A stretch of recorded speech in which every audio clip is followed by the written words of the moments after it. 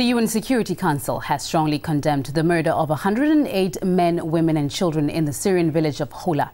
According to initial reports, many of the victims were executed at point-blank range. The Syrian government has flat out rejected responsibility for the murders, saying a third party is behind the slaughter, aimed at destabilizing the situation. Syria's largest and best armed rebel group reacted to the slaughter, saying it won't abide by an international ceasefire unless the UN intervenes. Our correspondent Anastasia Churkina has more on the Security Council's response.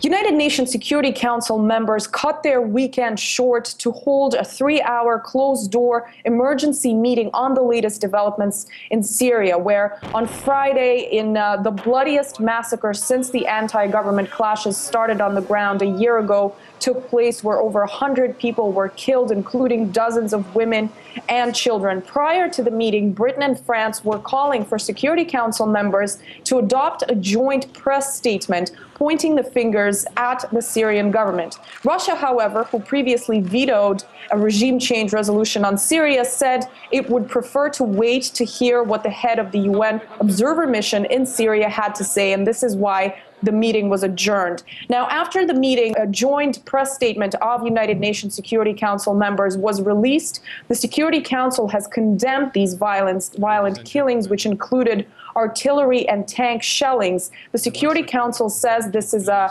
breach of international law and breach of Syria's commitments under United Nations Security Council resolutions. But what's important here is that the Council also condemned close-range killings, including knives being used to slaughter people. And the key here is that it's not clear as of yet who was behind these close-ranged killings. And Russia says that the majority of the deaths took place at close range, so it's important to discover who exactly stood behind that. We do know, of course, that the Syrian government has been denying any involvement in this massacre, saying it had nothing to do with it. We have heard from the deputy Russian foreign minister say earlier that a clear and careful investigation into this massacre has to take place, and the United Nations observer mission is currently conducting such an investigation. Now, the rebels are adamant that the blame for the Houla massacre lies with the government, but former Pentagon official Michael Malouf says the rebel side of the story just doesn't add up.